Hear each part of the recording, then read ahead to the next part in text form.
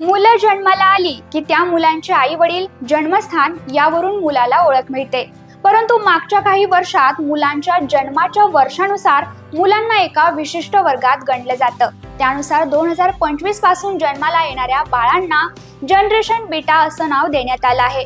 मग नेमकं हे जनरेशन बीटाची संकल्पना काय आहे आणि 1900 ते 2024 पर्यंत विविध वर्षात जन्माला आलेले तुम्ही आम्ही कोणत्या जनरेशन मध्ये येतो याचीच माहिती आपण आजच्या व्हिडिओमध्ये घेणार आहोत।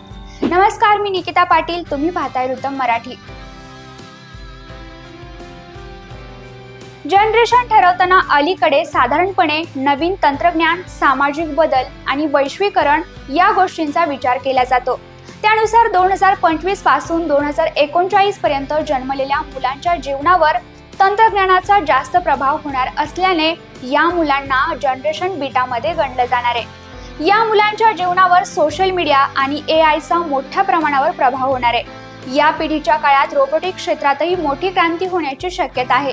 त्यामुळे या जनरेशनला बीटा जनरेशन असं नाव देण्यात आले। 2010 ते 2024 या काळात जन्मलेली मुलं जन्माला येण्यापूर्वीच सोशल मीडिया आणि इंटरनेट सेवा उपलब्ध होती। ही पहिलीच पिढी होती ज्यांना जन्मताच इंटरनेट सेवा आणि सोशल मीडियाची सुविधा होती। या कालखंडात जन्मलेल्या मुलांना जनरेशन अल्फा मध्ये गणलं जातं।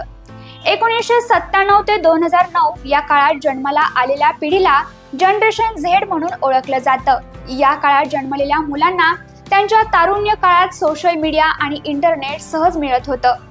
सोशल मीडियावर मोठ्या प्रमाणात सक्रिय होणारी ही सर्वात पहिली तरुण पिढी होती। 1981 ते 1996 या कालखंडात जन्म घेतलेल्यांना मिलेनियल्स जनरेशन किंवा वाय जनरेशन म्हणतात। 21व्या शतकाच्या आधी जन्माला आलेली पिढी म्हणून या पिढीकडे पाहिले जातं। या पिढीतील लोकांना बदलत्या तंत्रज्ञानानुसार स्वतःत बदल करावे लागले। 1965 ते 1980 या वर्षात जन्मलेल्या पिढीला जनरेशन एक्स मध्ये गणलं जातं। या काळात तंत्रज्ञानाचा प्रसार मोठ्या प्रमाणात होत होता। या काळातील पालक मुलांना सोयी सुविधा उपलब्ध करून देण्याचा प्रयत्न करत होते। या काळात काही व्हिडिओ गेम्स देखील उपलब्ध झाल्या होत्या।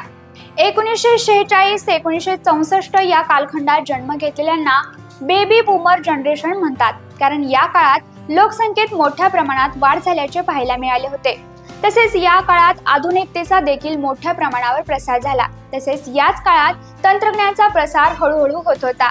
या पिढीवर पारंपरिक मूल्ये आणि कठोर परिश्रम यांचा प्रभाव होता। 1928 ते 1945 या काळात दुसरे महायुद्ध आणि महामंदी आली होती। या काळात जन्माला आलेल्या पिढीला सायलेंट जनरेशन म्हणून ओळखलं जातं।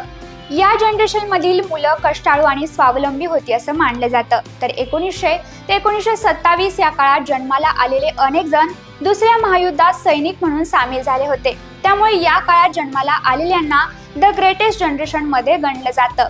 तसेच या पिढीला GI जनरेशन म्हणून सुद्धा ओळखलं जातं। आता आपण सर्व जनरेशनची माहिती घेतली।